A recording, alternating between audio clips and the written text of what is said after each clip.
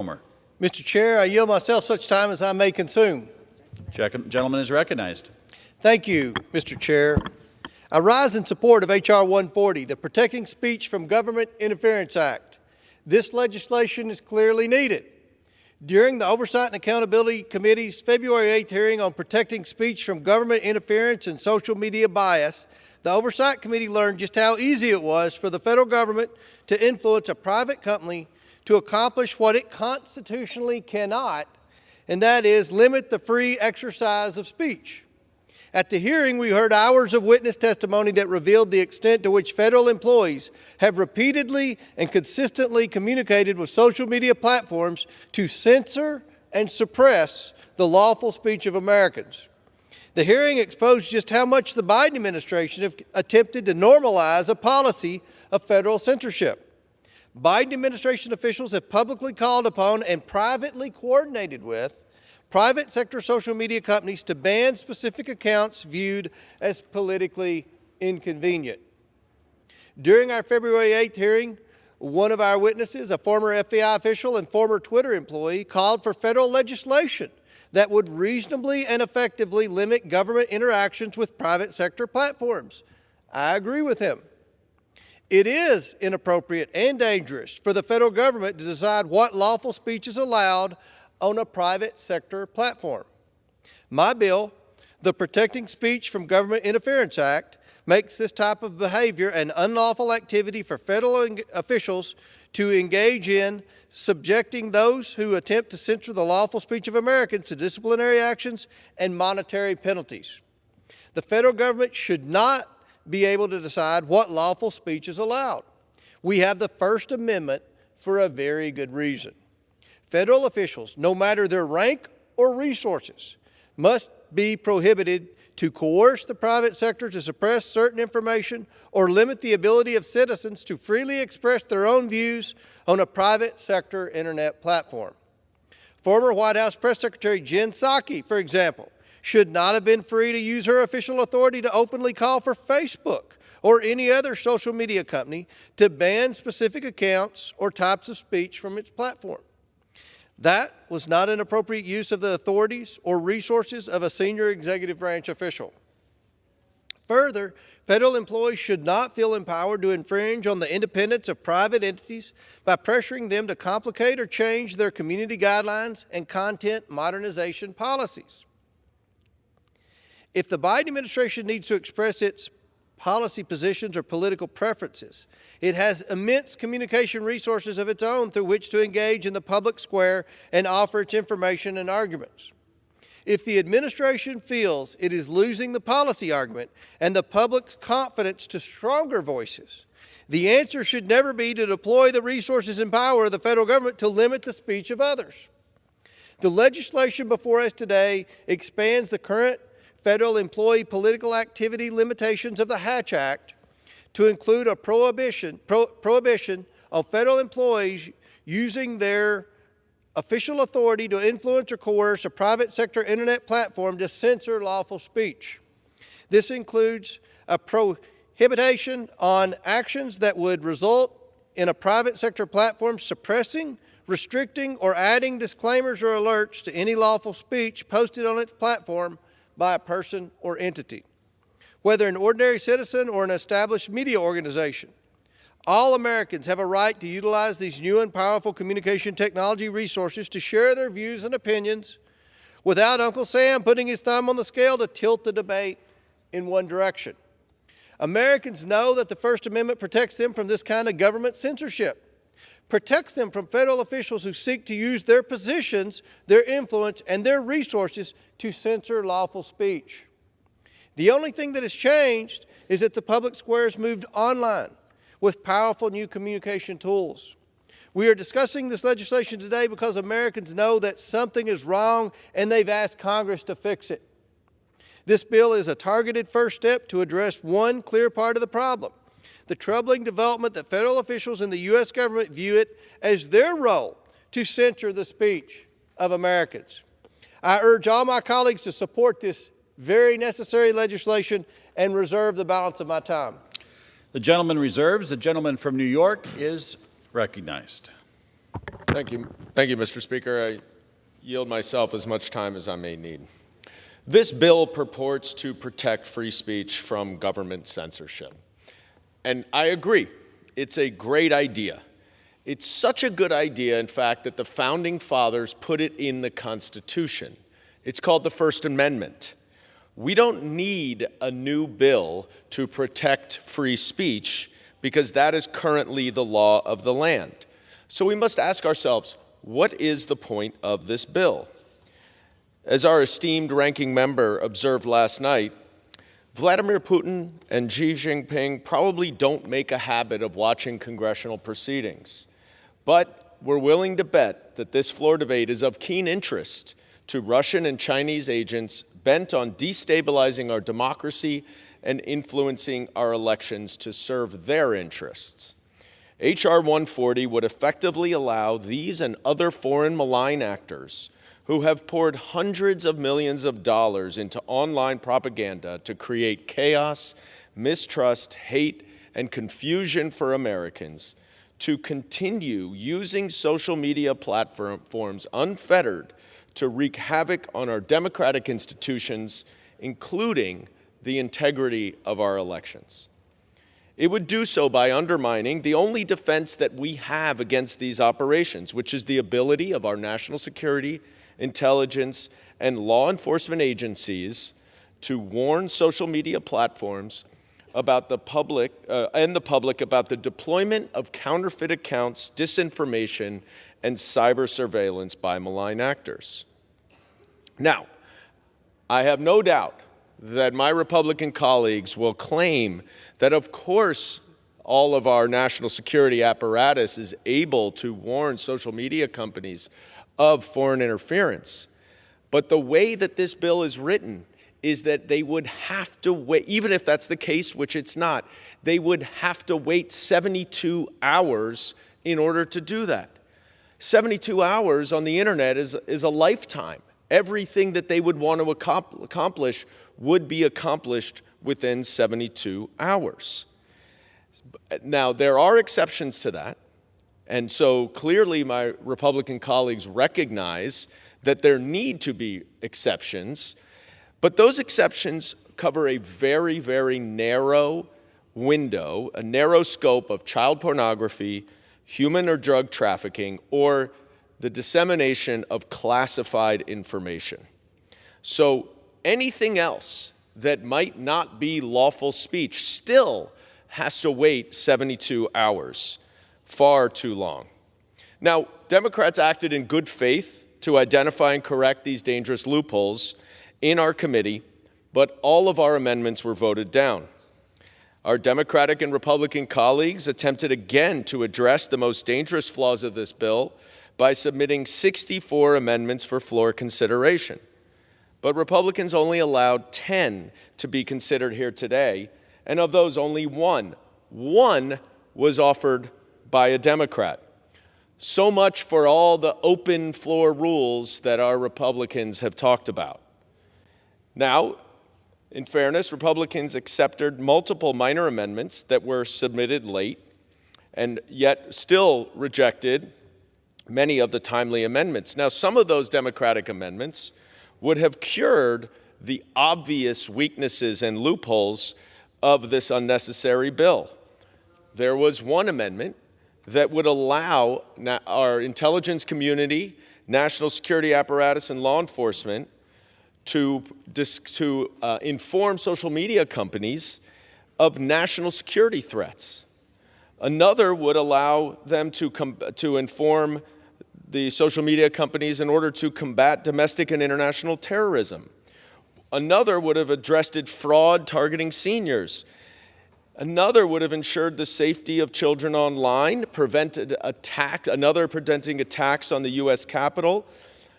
One even would have prevented the incitement of violence by neo-Nazis and other hate groups. They were all voted down. They even blocked a bipartisan amendment offered by Congresswoman Houlihan and Congresswoman Mace to ensure that law enforcement can still act immediately to prevent sexual assault. By rejecting these common sense amendments, Republicans have made it clear that this bill is not about protecting the rights and safety of all Americans. In fact, even though there is no evidence, and I'll get to that in a minute, that warrants this bill, there's plenty of evidence that Russia interfered in our elections in 2016. Now, what this bill does is it welcomes the same kind of election interference that we know Russia did in 2016 and that they continue to do today. Just like Donald Trump sided with Vladimir Putin over our intelligence communities in Helsinki in 2018, this bill and the Republicans who are sponsoring this bill are siding with Russia and Vladimir Putin over our national security apparatus and our law enforcement. My Republican colleagues claim that they've put this bill forward because the FBI somehow colluded with Twitter to suppress the New York Post article on the Hunter Biden laptop story for all of 24 hours, 3 weeks before the presidential election. A private business decision based on the best information available at the time, and which had absolutely no discernible impact on the availability of the article nor the outcome of the election. The chairman of this committee just said that, referenced a hearing that we had where there were hours of testimony about censorship.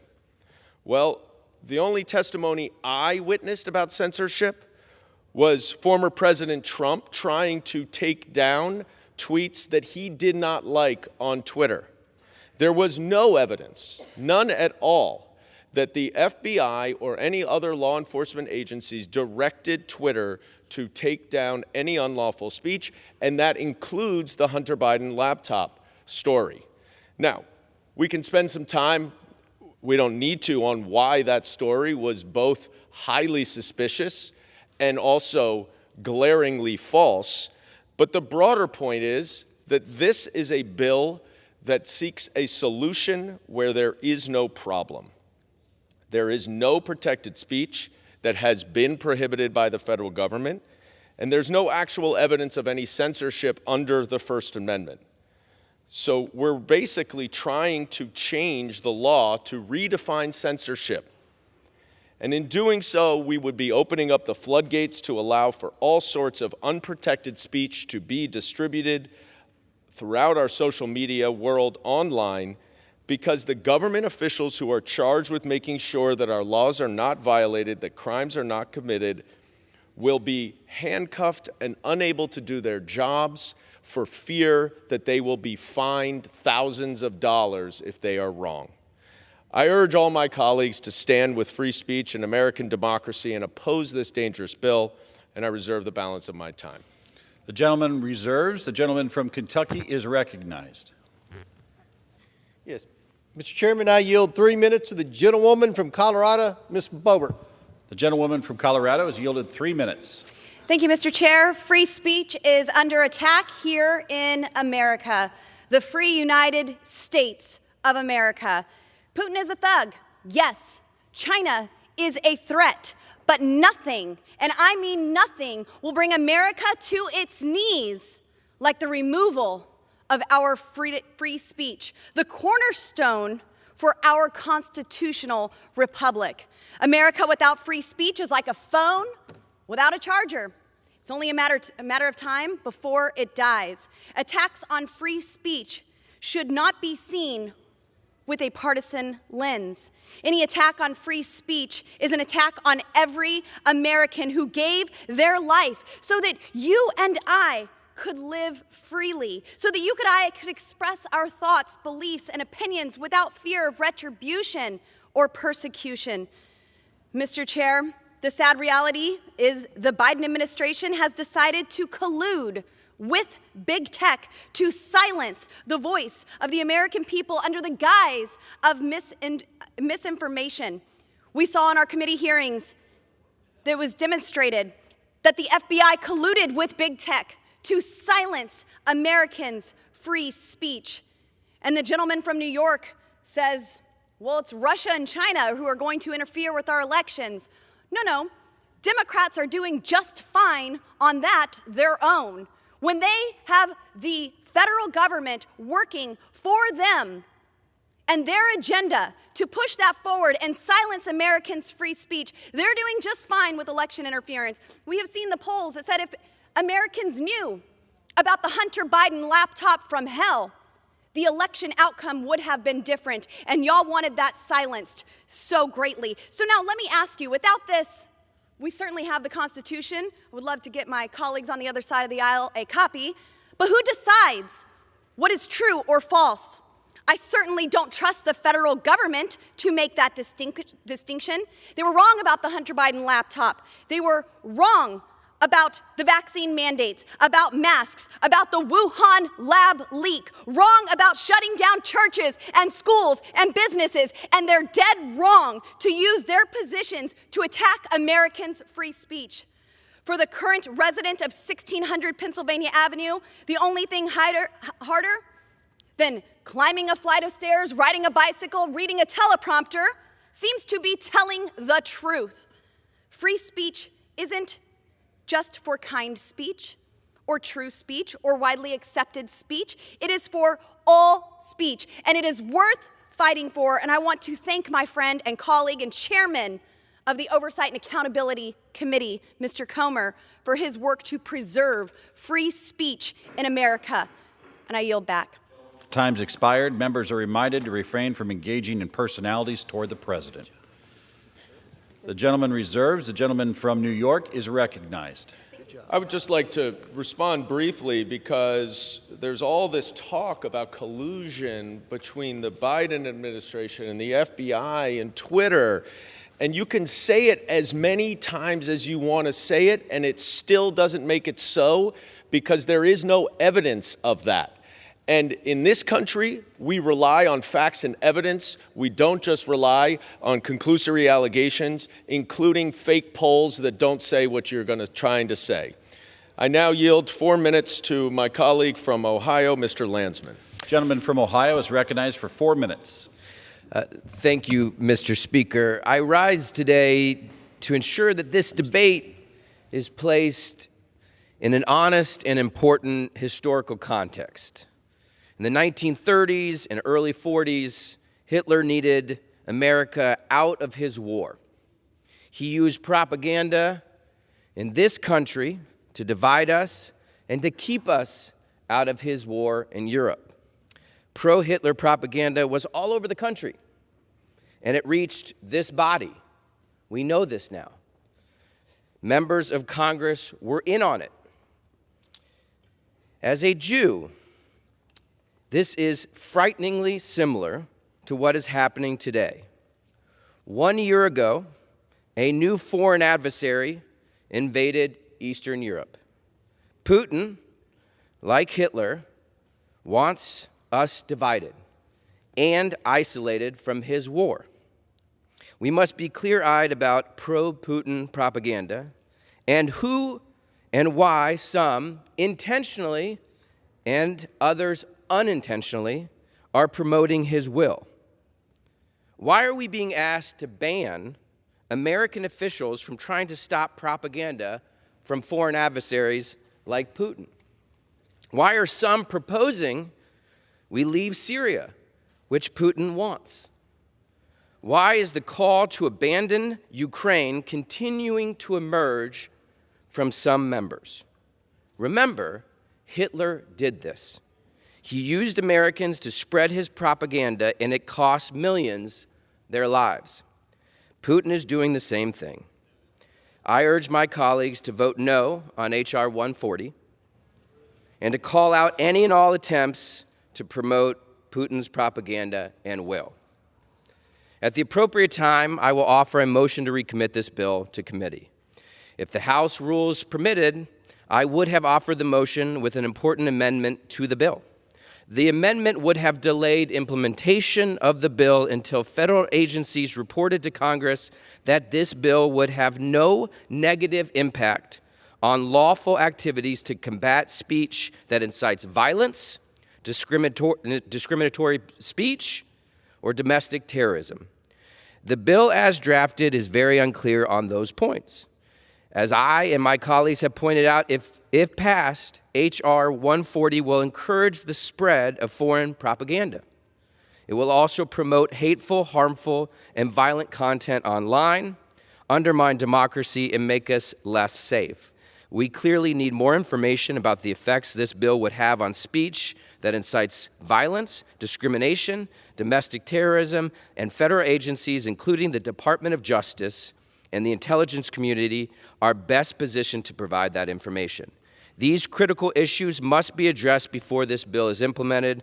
I ask unanimous consent to insert the text of this amendment into the record. The gentleman's request will be covered by general leave. Thank you, and I yield back. The gentleman reserves. The gentleman from Kentucky is recognized. Mr. Speaker, I yield 1 minute to my neighbor, the gentleman from Tennessee, Mr. Rose. The gentleman from Tennessee is recognized for 1 minute. Mr. Speaker, free speech is the cornerstone of a free and thriving society. Unfortunately, recent revelations made in the Twitter files show that free speech under the First Amendment is under attack, even by those within our own federal government. Our founding fathers fought hard to enshrine the right to free speech in our Constitution. As social media companies and big tech corporations collude with rogue federal officials to censor and deplatform members of our free society, including members of Congress and other conservative voices, we must continue to do everything we can to fight to protect the First Amendment for everyone.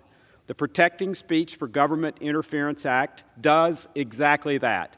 It is a victory against the modern-day attacks on our freedom and is a victory for all freedom-loving citizens of the United States who embrace and accept the right to free speech. I urge my colleagues to vote in favor of the bill. Thank you, Mr. Speaker, and I yield back. The gentleman reserves. The gentleman from New York is recognized.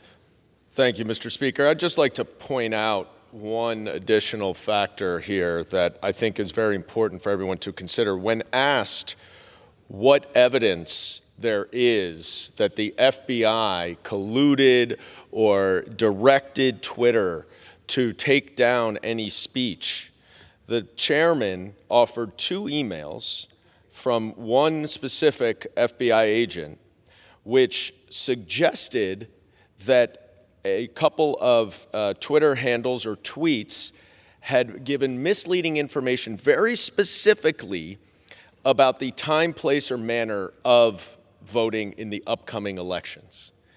And if my Republican colleagues believe that people should be able to lie on Twitter and provide disinformation about when, where, and how to vote, then they should absolutely support this bill.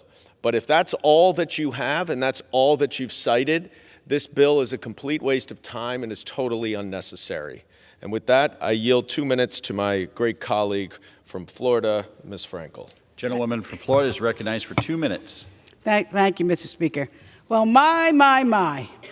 If you want to talk about protecting speech from government interference, let's talk about my home state of Florida, because nowhere in this country is free speech more endangered than in the Sunshine State. Florida, where Republicans are erasing Black history and gender studies from our schools, where Republicans are threatening teachers and librarians with jail time, if they put books on their shelves that celebrate the likes of Rosa Parks or Roberto Clemente. Florida, where Republicans have made it illegal for businesses to promote culture of diversity, inclusion, or respect. And in Florida, where progressive thinkers are being fired from colleges and right-wing donors are being appointed to their boards. And it's Florida, where Republicans actually punished Disney World because Disney World opposed the state's homophobic legislation. And it's the great state of Florida where free speech is only free if you agree with our governor. So if you want to talk about protecting free speech from government interference, let's talk about Florida. And I yield back. The gentleman reserves. The gentleman from Kentucky is recognized. Yeah, Mr. Chairman, I yield 2 minutes to the gentleman from North Carolina, Mr. Edwards. The gentleman from North Carolina is recognized for 2 minutes. Thank you, Mr. Speaker. I rise today in support of House Resolution 140, protecting speech from the government interference. And I applaud and appreciate Chairman Comer bringing this bill forward. In a recent hearing held by the Oversight and Accountability Committee with former executives from Twitter, a clear and very disturbing pattern emerged. A coordinated effort between a privately owned social media giant and the federal government to suppress critical reporting ahead of the 2020 presidential election. Mr. Speaker, the federal government and its legions of unelected bureaucrats must not be the final decision maker of what information Americans can and cannot read. The onus is on Congress to provide a way to effectively prevent federal bureaucrats from suppressing lawful speech. This bill, House Resolution 140, would do just that. For almost 100 years, the Hatch Act has served as an important barrier against taxpayer-funded employees participating in political activities while on official time, and added suppression of free speech to its list of prohibited activities. I urge strong support for this legislation, and I'm encouraged by Chairman Comer's commitment to thoroughly investigate the ever-increasing encroachment by big tech companies into the privacy and the First Amendment rights of millions of Americans. Mr. Speaker, I yield back. The gentleman reserves. The gentleman from New York is recognized. I have no idea what hearing the gentleman from North Carolina is referring to, because at the hearing with Twitter executives that I attended, where the head of trust and safety was specifically asked if the FBI had given any information, instructions, or directions about the Hunter Biden New York Post story, he specifically said no. They did not receive any information. So if that's what you all think that you're basing this bill on, the actual facts and evidence are precisely the opposite of that. It's preposterous that you continue to say that over and over and over as if it's true when the evidence is directly contradictory to that. If I may have 1 minute, Mr. Speaker. Ready? I'd like to yield 2 minutes of time to my esteemed colleague from Texas, Ms. Jackson Lee. The gentlewoman from Texas is recognized. Members are reminded to direct their comments to the chair. How grateful I am to be on the floor with the distinguished gentleman from New York and, of course, our distinguished ranking member who has really laid out the parameters of this legislation. I certainly acknowledge the manager of this underlying legislation and offer my thoughts with a little bit of consternation. I cherish the Constitution and cherish the First Amendment. It is first for a very reason. The Founding Fathers were wise enough, even with some of the failings of the Constitution, including the existence of slavery, but they were wise enough to understand that the core of democracy is, in fact, the freedom to express, the freedom to associate, the freedom to access, the freedom of religion. And the First Amendment captures all of those elements. I am somewhat lost to connect this legislation to the protection of free speech. I do know that this is part of the unending obsession that my friends on the other side of the aisle have with Mr. Biden, President Biden, and his son. All investigations that are relevant and that are concerning the American people's integrity or national security are important. But how do you stretch this legislation to suggest that it is a question of free speech in the decisions being made to hold or not hold on purposes that may be business purposes for all we know, Mr. Speaker. It may not be free speech.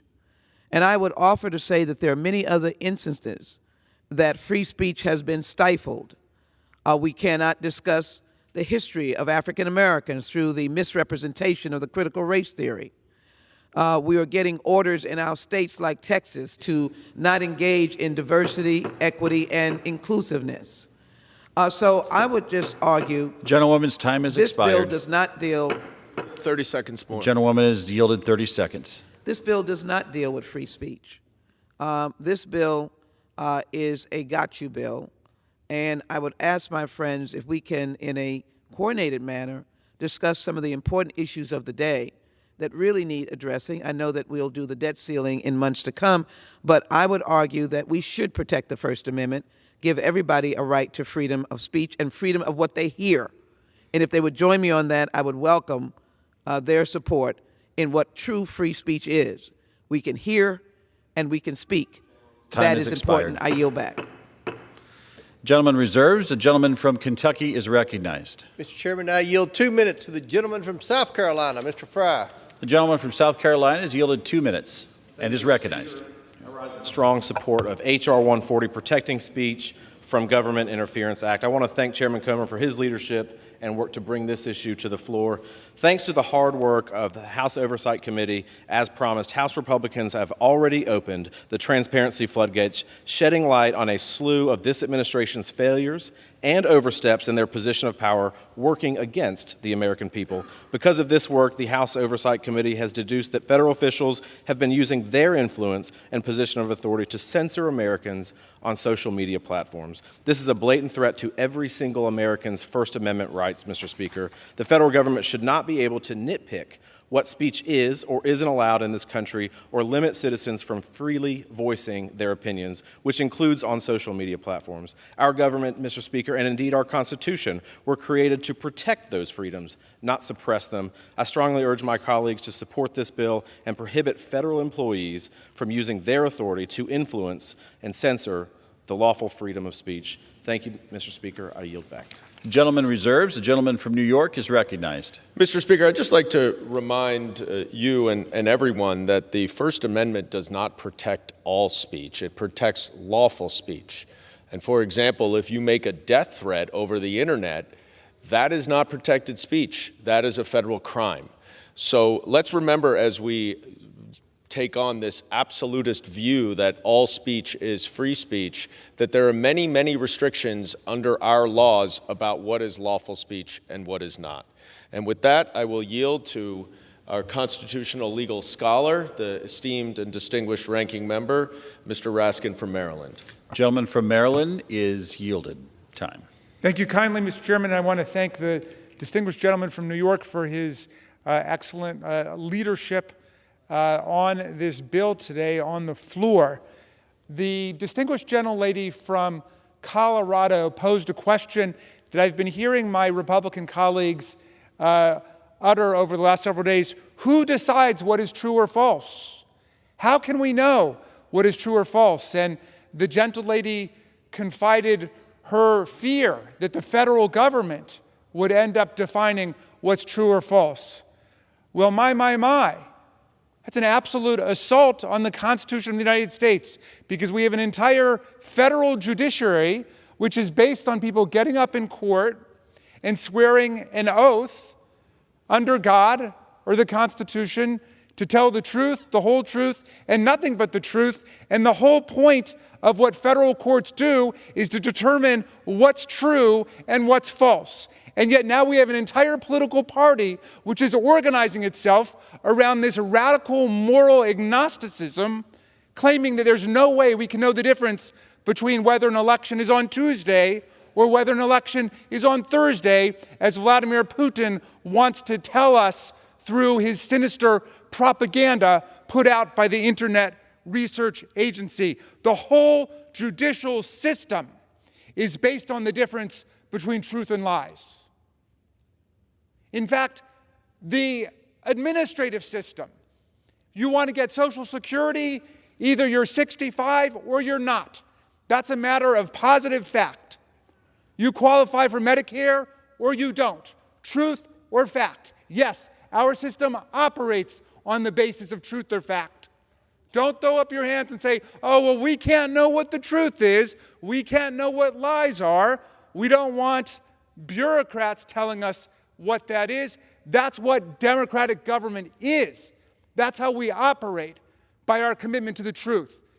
And that's why we all swear an oath here to uphold the Constitution. That's why people go to court and they swear an oath to tell the truth. Now, they take their shocking nihilism about what's true and what's false, and they convert it to this entire Congress. And it all starts, of course, with January 6th. And before that, the presidential election. All starts with a big lie. Donald Trump's big lie. Well, they say, well, who knows? Maybe he won, maybe he didn't. You say Joe Biden's president, we say Donald Trump's president. Nonsense.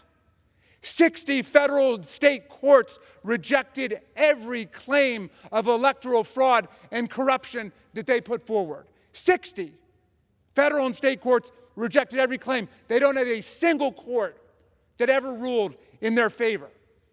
Donald Trump lost that election by more than 7 million votes, 306 to 232 in the Electoral College.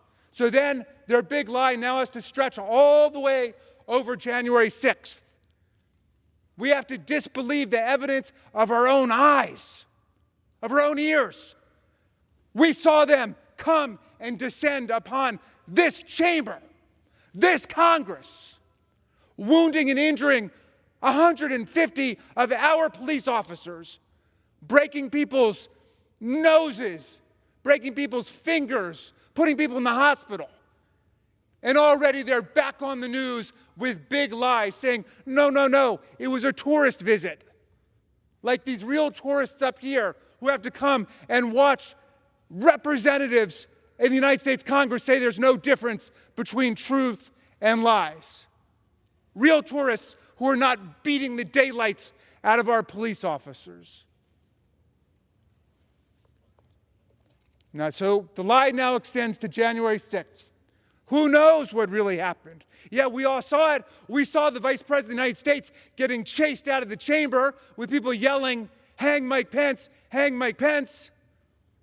We had a bipartisan committee for a year and a half with more than 1,000 witnesses, 100 subpoena witnesses under oath, most of them from the Trump White House and the Trump family, and Republicans testify about Trump's plan to overturn the presidential election and get Pence just to install him in office, and yet they're agnostic about, well, the truth and lies. Who knows what really happened? Who knows? Yeah, who knows? Well, they've got a perfect bill for you then. We call it the Putin Protection Act. That's what it is, the Putin Protection Act. Distinguished gentleman from New York explained Putin spent millions of dollars in 2016 to pump propaganda, electoral sabotage into our political system. He did. Every security agency in the country told us that. We got a bipartisan report from the Senate saying it. They're agnostic about it. When it comes to Putin, they see no evil, they hear no evil, none of it. No, but we know that it happened, okay? That's Putin's plan. Why? Putin cannot beat America politically. He can't beat us economically. He can't beat us militarily. Putin can't beat us philosophically. There's one thing he's got, the internet. Why? Because we're a wide open country. And so he says, let's take advantage of it. Let's go on their social media platform. We'll put people who oppose Putin on the internet in jail, which they do. If you send a tweet against Putin, you're going to jail. You put out a tweet against his filthy imperialist war, which some of them support in Ukraine. If you put out a tweet against that in Russia, you're going to jail. But he says, let's take advantage of America's openness. We'll take advantage of them, and we're going to put out propaganda. We'll lie about when the election is. We'll say it's on Thursday when it's on Tuesday. We'll tell people to go vote next week, whatever. And that's the genesis of this whole thing. We have our security agencies who alert social media and they say they're putting up fraudulent information on your platform. And now they come forward and they say the Democrats are trying to, what? Tell the truth. Not Democrats, the government, our paid federal government agencies are trying to tell the social media when foreign malign actors like Russia and China and Iran are trying to interfere in our elections. That's what this is about. Putin Protection Act. They want Putin and Xi to run free over our platforms, and then they want to fine federal government employees thousands of dollars if they alert our government to what foreign malign actors are doing. And the whole justification for it is their silly obsession with Hunter Biden's laptop and this New York Post story, which was taken down by Twitter for one day, 3 weeks before the election, as an exercise of their private decision-making. Then Elon Musk buys Twitter, and he fires 6 journalists because they disagree with him. They've got no problem with that because, of course, it's a private entity. They can do whatever they want. If they want to fire journalists, they fire them. If they want to take a story down for an hour or a day, they can do that. And then they want to turn that into the basis for handcuffing the entire government of the United States so we can't protect ourselves against Vladimir Putin and President Xi. Give me a break. I yield back.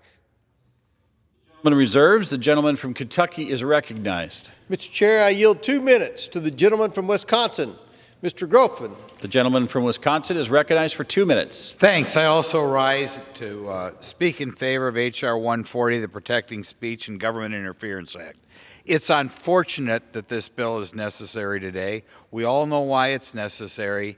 In the past, the government weighed in on Twitter and Facebook to lean on them to remove certain posts regarding news stories regarding eventually President Biden's son and his interactions with Ukraine, as well as perhaps interactions with regard to China.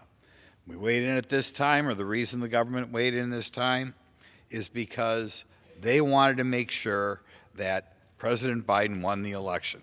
Now, this is a dangerous thing. There is a certain type of government in which the government weighs in on private businesses. The private businesses are able to stay wealthy. The owners of these businesses are allowed to remain billionaires, provided they play ball with orders from the government. So in other words, you give up your freedom, you maintain your wealth. And I am afraid that is the type of country we are heading towards. The scariest thing about this speech is when we look at the Pew Research Center and found that 65% of the Democrats apparently support some form of censorship by the government, which is really a scary thing as to where we head. That soon the day may come in which a majority of Americans, I don't have a breakdown on that 65%, how many were young Americans and old Americans, apparently our young Americans are being educated that this is okay, that the government knows best. And apparently, whether it is on political matters like we had going on with Hunter Biden, I suppose also with regard to things like COVID and treatments for COVID, whatever it is, everybody now, we can marshal the big corporations of America, and under threats of who knows what, we can ask these big businesses, which don't exactly have monopolies, but as a practical matter, you have to use them. The gentleman has yielded 1 minute. As the practical matter, you have to use them, and we say, okay, you're worth $1 billion who own these companies, but we want you to say such and such. And it is very scary that the type of young people who apparently are voting Democrat in election don't have a problem with this. So that's why this bill is introduced today. We want to make sure that in the future, when the government has a preferred opinion, be it on a potential president's relative, be it on a certain treatment for a disease, that the American public will be able to also get the other side of the story. Okay, the side of the story the government doesn't want you to know. And that's why it's so scary that the Democrat Party is opposing this, and why it's so scary that apparently their base, if this opinion is right, don't have a problem with a bunch of smart government bureaucrats deciding which version of the truth you're going to get. So I realize it's difficult, apparently where your base voter is for the Democrat Party to vote for this bill, but I hope you vote for it anyway, and I hope you correct what the young people have apparently been getting in school, that in a free country, one of the things we should all have is the ability to say what we want. The news you are getting should not be vetted by the government. Thank you. The gentleman reserves. The gentleman from New York is recognized. Thank you, Mr. Speaker. I must commend my colleagues that everyone is really consistent on the talking points that must have been circulated. Of course, they're not based on evidence, but everybody does seem to believe that somehow the FBI was censoring people on Twitter. Of course, those of us on the Oversight Committee who have sat through the hearings have not seen any of that. I'm also a little bewildered now because what is basically coming out is that my friends on the other side of the aisle apparently don't support law enforcement doing their jobs, don't support the Intelligence Committee doing their jobs to protect our national security, to protect our elections, to protect our democracy. Instead, they want to provide an opportunity for alternative facts to get around the internet as fast and as quickly and as unfettered as possible. But I am here to tell you that we Democrats fully support the First Amendment. Every single one of us observes, adheres, cherishes the First Amendment. And that's, in fact, part of the reason why we in the minority on the Oversight Committee have asked the chairman to do some oversight of Michael Cohen, the former president's former personal lawyer, who was jailed in solitary confinement for 16 days by the Trump administration because they did not want him to publish a book. That is a prohibition on our free speech. That is censorship. That is a violation of free speech. And if we want to talk about free speech, that's what we should be talking about, not some phantom issue that doesn't exist about the FBI trying to make sure that our elections remain free and fair and without foreign interference. Mr. Speaker, I would ask how much time do we have left? Gentleman has 1.5 minutes remaining. Okay. I reserve. Gentleman from New York reserves. Gentleman from Kentucky is recognized. I reserve. Gentleman from No Kentucky further speakers. reserves. Gentleman from New York is recognized. Thank you, Mr. Speaker. We've now been here for about an hour.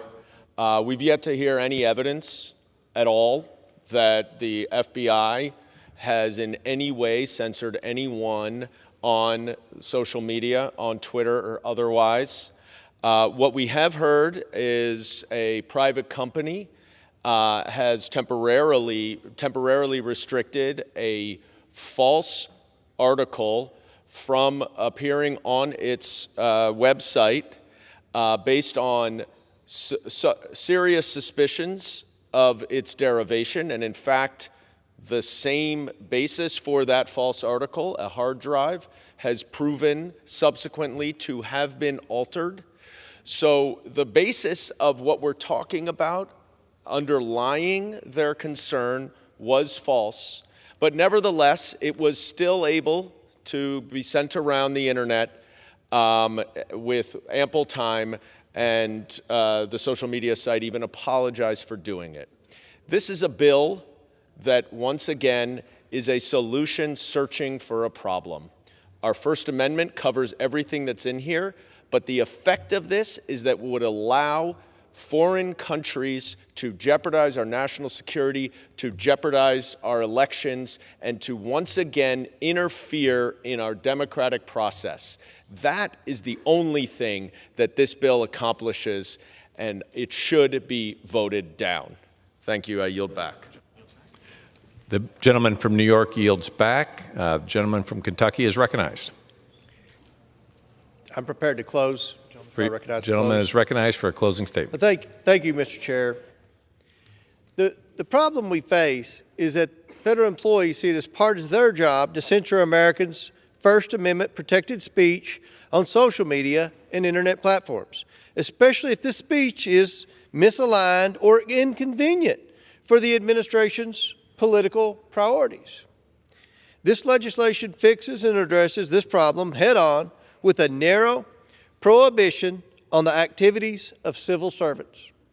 This bill expands the Hatch Act to prohibit federal employees from using their official authority to censor lawful speech on third-party online platforms. This is the first step towards important work that should be done in this space of addressing the challenges of preserving free speech on the internet for all Americans. I want to thank Judiciary Committee Chairman Jim Jordan and Energy and Commerce Chair Kathy McMorris Rogers for their early support in crafting this very important legislation. I urge my colleagues to support this necessary bill, and I yield back the balance of my time.